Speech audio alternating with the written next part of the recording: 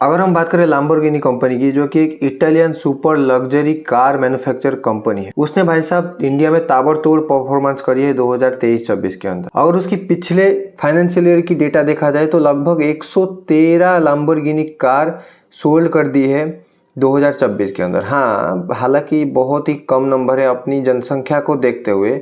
140 करोड़ देशवासियों के अंदर 113 लोग ही लैम्बोर्गिनी अफोर्ड कर पा रहे हैं। देश हमारा बहुत बड़ा है, लेकिन हमारा जो पर कैपिटा इनकम भाई साहब लगभग $2400-2500 के आसपास है। कंपनी के हिसाब से देखा जाए तो लगभग 16% का ग्रोथ रेट उन्होंने पाया है, जबकि अगर लगभग देखा जाए तो उनका एनुअली ग्रोथ रेट पर वर्ल्ड जो होता है वो 5.7% है, और इंडिया में उन्होंने 16.2% के लगभग ग्रोथ रेट दिखाया है यहाँ पर। और अगर पूरी वर्ल्ड की बात देखा जाए तो लगभग 10,687 यूनिट्स उन्होंने बेची है पूरी दुनिया में। और ये साल लैम्बोर्गिनी कंपनी का तीसरा साल है जब वहां पर उन्होंने 10,000 यूनिट कंप्लीट करी है सेल करने के लिए। लैम्बोर्गिनी के जो सीईओ हैं स्टीफन विंकलमैन, उनके हिसाब से इंडिया में जो कार बिक रहे हैं वो युवा खरीद रहे हैं। मतलब पूरी वर्ल्ड में देखा जाए, कंपेयर किया जाए एज वाइज, तो अगर यूरोप का आदमी जो 50-60 साल में लैम्बोर्गिनी खरीद रहा है, यहाँ पर इंडिया में लगभग 40 साल का बंदा वही लैम्बोर्गिनी खरीद रहा है। तो पोटेंशियली देखा जाए तो इंडिया एक सुपर पोटेंशियल मार्केट है लैम्बोर्गिनी कंपनी के लिए, और वो उनका सीईओ स्टीफन विंकलमैन बोले हैं अपना एक इंटरव्यू में। ये न्यूज़ भाई साहब बहुत ही शॉकिंग है यार। यहाँ पर ऑनलाइन स्कैम से चोरों ने लगभग 4,245 करोड़ रुपए कमा दिए हैं जस्ट 10 महीने के अंदर। लिटरली जस्ट 10 महीने के अंदर। और ये तो पिछले साल का है, 2024 का। लेकिन अगर हम 2023 में झांक कर देखें, लगभग 2,537 करोड़ रुपए चोरी हुआ था ऑनलाइन फ्रॉड में।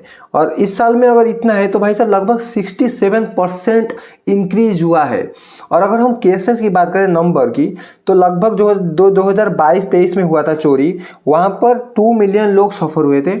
और अगर हम 23-24 की डेटा को देखें तो लगभग 2.8 मिलियन लोग सफ़र हुए थे। तो समझ रहे हो भाई कितनी बड़ी यहाँ पर स्कैम हो रहा है। तो ध्यान रखना पड़ेगा हमको खुद में ही भाई, कितनी बड़ी अमाउंट यहाँ पर चोरी हो रहा है। इतनी बड़ी अमाउंट में भाई साहब देश में बहुत कुछ हो सकता है यहाँ पर।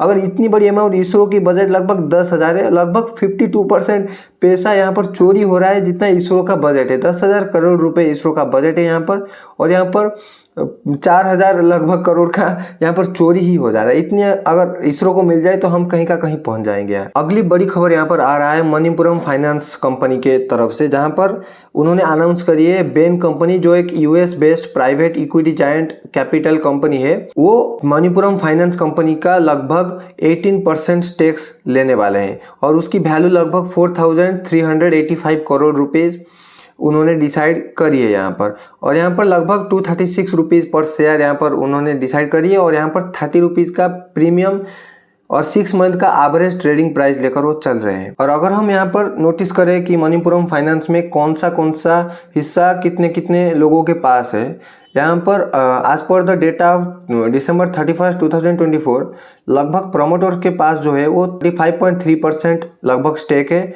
और एफपीआई के पास 28.5%, रिटेल एंड एचएनआई के पास 22.9%। ये जो स्टेक्स है यहाँ पर, जो 35.3% स्टेक्स है यहाँ पर, उसमें से 18% स्टेक जो है वो बेन कंपनी खरीदने वाला है। और ये प्रपोजल हुआ है यहाँ पर। और ये मिस वर्ल्ड कंपटीशन जो है May 7 से May 31 को होने वाला है, जहाँ पर 140 नेशंस पार्टिसिपेट करने वाला है, जो कि एक लिटरली बहुत बड़ी हमारे लिए अचीवमेंट होगी जब अगर हम इस चीज़ को बहुत सेफली और सक्सेसफुल तरीके से कंप्लीट करते हैं। और यहाँ पर लगभग 54 करोड़ रुपीज़ खर्च होने वाला है यहाँ पर तेलंगाना स्टेट का, जहाँ पर यहाँ पर 2 पार्टिसिपेंट यहाँ पर खर्च करेंगे। यहाँ पर 27 करोड़ रुपीज़ जो है वो खर्च करने वाला है तेलंगाना टूरिज्म डिपार्टमेंट, और 27 करोड़ रुपीज़ यहाँ पर खर्च करने वाला है मिस वर्ल्ड लिमिटेड।